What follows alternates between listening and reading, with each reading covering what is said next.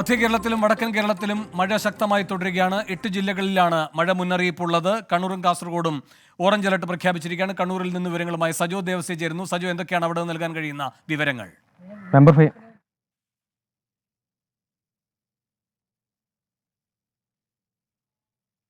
വിവിധയിടങ്ങളിൽ ശക്തമായ മഴ ലഭിക്കുന്നുണ്ട്. നഗരമേഖലകളിൽ മാത്രമാണ് മഴയ്ക്ക് അല്പം ശമനമുള്ളത്. പലയിടങ്ങളിലായി മണ്ണിടിച്ചിൽ റിപ്പോർട്ട് ചെയ്യുന്നുണ്ട്.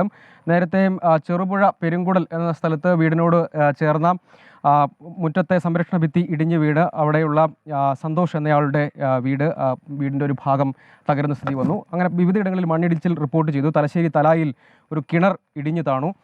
ഞാനിപ്പോൾ നിൽക്കുന്നത് കണ്ണൂർ പനോന്നേരിയിലാണ്. ഇവിടെ മറ്റൊരു വീടിൻ്റെ സംരക്ഷണ ഭിത്തി, അതായത് മുറ്റത്തിൻ്റെ സംരക്ഷണ ഭിത്തിയും കല്ലും ഇടിഞ്ഞു വീണു. 2 വീടുകൾക്ക് കേടുപാട് സംഭവിച്ചിട്ടുണ്ട്. ഒപ്പം വൈദ്യുതി പോസ്റ്റ് അടക്കം തകർന്നു. അത് നന്നാക്കുന്ന സാഹചര്യമുണ്ട്. വിവിധയിടങ്ങളിൽ വ്യാപകമായി മണ്ണിടിച്ചിട്ടുണ്ട്. ഇത് പുതുതായിട്ടുള്ള ഒരു കെട്ടാണ്.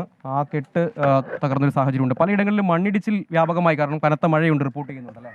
അതെ, തീർച്ചയായും ഇവിടെ 2-3 ദിവസമായിട്ട് നല്ല മഴയാണ്. ഇത് കടപ്പൂർ ഗ്രാമപഞ്ചായത്ത് 1-ാം വാർഡ് പനോന്നേരി ഏരിയയാണിത്.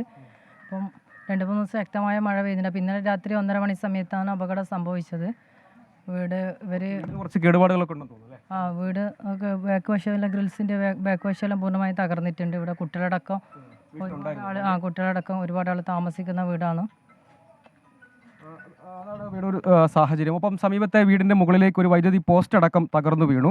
ഒപ്പം വിവിധയിടങ്ങളിൽ പുഴകളിൽ വലിയ തോതിൽ ജലനിരപ്പ് ഉയർന്നിട്ടുണ്ട്. അതും വിവിധ ഇടങ്ങളിൽ വലിയ തോതിലുള്ള ഗതാഗത തടസ്സമുണ്ട്. ഇന്നൊരല്പം മഴയുടെ ശക്തി ഇപ്പോൾ ഈ സമയം കൊണ്ടൊരല്പം കുറഞ്ഞിട്ടുണ്ട് എന്നത് ആശ്വാസകരമാണ്. അതേസമയം പുലർച്ചെയൊക്കെ ശക്തമായ മഴയുണ്ടായിരുന്നു. ഈ മലവെള്ളപ്പാച്ചിൽ വലിയ തോതിൽ വെള്ളം എത്തുന്നുണ്ട്. അതാണ് വിവിധയിടങ്ങളിൽ പ്രതിസന്ധിയുള്ളത്. ചെറുപുഴയ്ക്കടുത്ത മുളപ്പുറ പാലം ഏതാണ്ട് പൂർണ്ണമായും മുങ്ങിയിട്ടുണ്ട്. സമീപത്തെ കൃഷിയിടങ്ങളിലും മുങ്ങിയിട്ടുണ്ട്. അതുവഴിയുള്ള ഗതാഗതം തടസ്സപ്പെട്ടിട്ടുണ്ട്. അതിനിടെയാണ് വിവിധയിടങ്ങളിൽ ഈ സംരക്ഷണ ഭിത്തികൾ, വീടിൻ്റെ മുറ്റത്തിൻ്റെയും മറ്റും സംരക്ഷണ ഭിത്തികളും മതിൽക്കെട്ടുമൊക്കെ സമാനമായ രീതിയിൽ ഇടിഞ്ഞു വീഴുകയും അപകടങ്ങൾ ഉണ്ടാവുകയും ചെയ്യുന്ന സാഹചര്യമുള്ളത്. ഇവിടെ തന്നെ മണ്ണ് നീക്കാനുള്ള ശ്രമം നടത്തുന്നുണ്ട്. ഇവിടെ ഈ വീടിനും മറ്റും പിൻഭാഗത്തിന് കേടുപാടുകൾ സംഭവിച്ചിട്ടുണ്ട്. അവ അടക്കമുള്ള പ്രതിസന്ധികളുണ്ട്. അതാണ് മഴയുടെ ശക്തി ഇപ്പോൾ ഒരല്പം കുറഞ്ഞിട്ടുണ്ടെങ്കിലും ജില്ലയെ സംബന്ധിച്ച് വിവിധയിടങ്ങളിൽ മലയോര മേഖലയിൽ കർശന ജാഗ്രതാ നിർദ്ദേശമുണ്ട്. മണ്ണിടിച്ചിലുള്ള സാധ്യത നേരത്തെ തന്നെ മുന്നറിയിപ്പ് നൽകിയിട്ടുള്ളതാണ്. അത്തരം ജാഗ്രത പാലിക്കണമെന്ന നിർദ്ദേശമുണ്ട്. അപ്പോൾ തീരദേശ മേഖലയിലും കടലാക്രമണവും ഉണ്ട്. കാലവർഷ കാറ്റ് ശക്തിപ്പെട്ടിട്ടുണ്ട്. അതിൻ്റെ മുന്നറിയിപ്പ് കൂടി നൽകിയിട്ടുണ്ട്. ജില്ലയുടെ വിവിധയിടങ്ങളിൽ മഴ ഇപ്പോഴും തുടരുന്നുണ്ട്. നഗരമേഖലകളിൽ മഴയുടെ ശക്തി കുറഞ്ഞത് അല്പം ഒരു ആശ്വാസകരമായ കാര്യമായി പറയേണ്ടതാണ്. വേണു.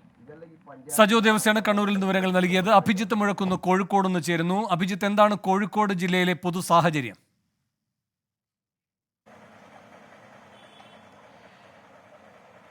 വേണു, ജില്ലയിൽ യെല്ലോ അലേർട്ട് ഉണ്ട്. പക്ഷേ രാവിലെ കാര്യമായ രീതിയിൽ മഴയില്ല എന്നുള്ളതാണ് ഇവിടുത്തെ നിലവിലെ സാഹചര്യം. ഇന്നലെ രാത്രി വലിയ രീതിയിലുള്ള ഒരു മഴ മലയോര മേഖലയിലും ഗ്രാമപ്രദേശത്തും നഗരപ്രദേശത്തും ഒക്കെ ഉണ്ടായിരുന്നു. പക്ഷേ നിലവിൽ നഗരമേഖലയിൽ മഴ ഒഴിഞ്ഞു നിൽക്കുകയാണ്. മലയോര മേഖലയിൽ, പ്രത്യേകിച്ച് കിഴക്കൻ മലയോര മേഖലയിൽ ഇടവിട്ടുള്ള മഴയുണ്ട്.